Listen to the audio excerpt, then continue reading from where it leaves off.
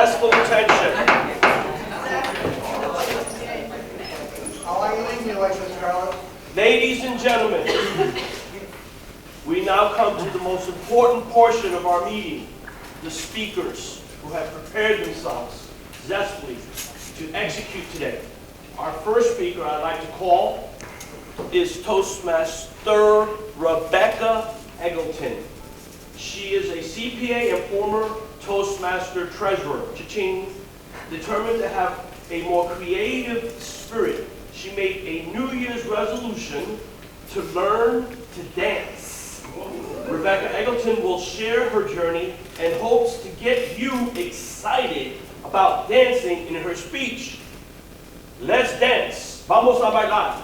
Let's welcome Toastmaster Rebecca Eggleton.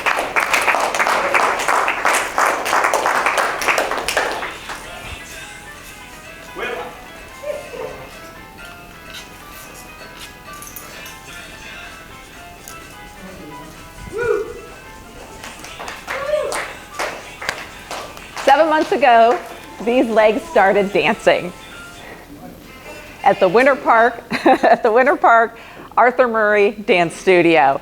It has been a fabulous ride for me. It has taken a lot of mental and physical training. I have so enjoyed this. I arrive into the dance studio and I have to focus. I forget about my work. I forget about all the distractions, and I am thinking just about dance. And I kind of break the dance into 4 different aspects of learning. So you have the basic for the various dances of learning the footwork, where you're going to do, say, for the swing, you're gonna do a rock step, triple step, rock step, triple step.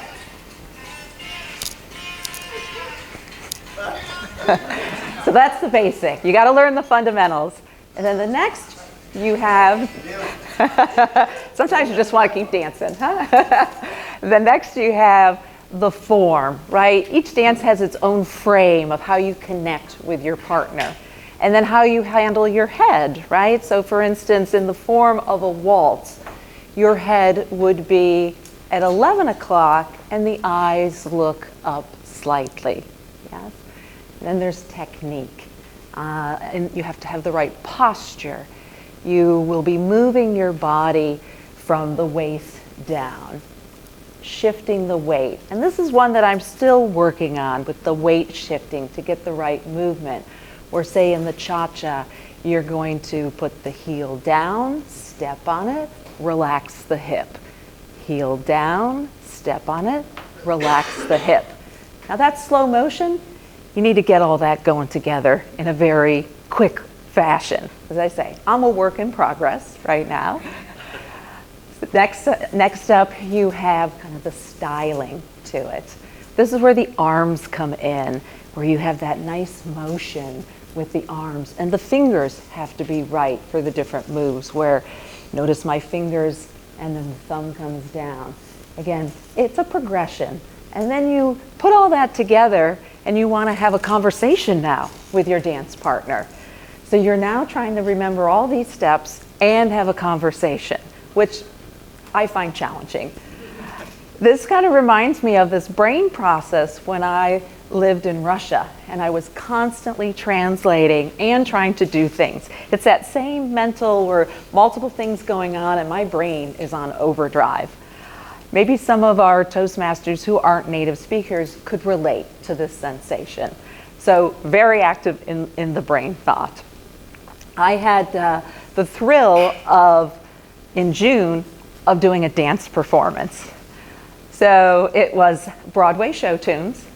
We were 30 performers and we each got to pick our own song. I chose You're the One That I Want with Olivia Newton-John. Anyone? What's that? Yeah.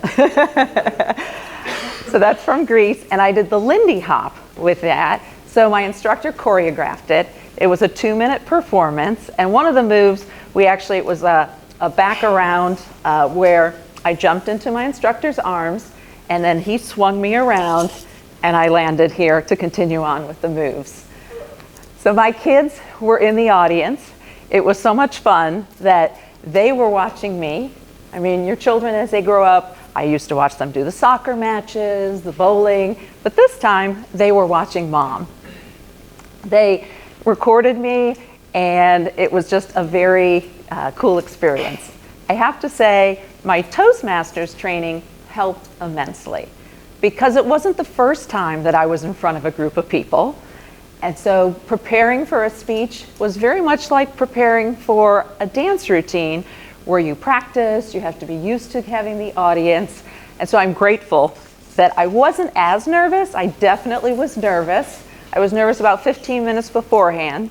I watched all of the other performers because I was later in the program, and I was calm during all of that. But as it approached, I did get nervous.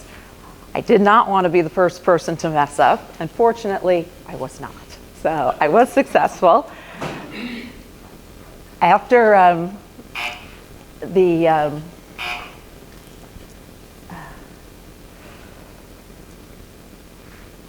so I want to give you, I guess, after my experience, where I'm at in the dance routines. I have, so far, I've learned 7 different dances. I've learned the Argentine tango, the tango, a little bit of salsa. I've also learned the swing and a little bit of waltz. And so I'm what's called a newcomer. I'm now testing, hopefully by the end of August, I will be testing for bronze level 1. And you go through all the various, there's multiple stages within a level, and then you go into another silver and gold, etc. It's a long journey, but I am enjoying it very much. A little bit of history about some dances to leave you with. We've got the cha-cha, which I started out with. That came from Cuba in the 1950s, and of course it gets its name from the cha-cha-cha, cha-cha-cha, with the foot movement. We also have the rumba, which is considered like a Latin waltz. So that's a slow, quick, slow, quick, quick. And then the waltz, everybody knows the waltz. That came from Germany and Austria. And it was considered a scandalous dance at the time because it was a very close embrace. So people also called it the forbidden dance. So I hope I've piqued your interest. I hope you will enjoy Let's Dance Together. Thank you.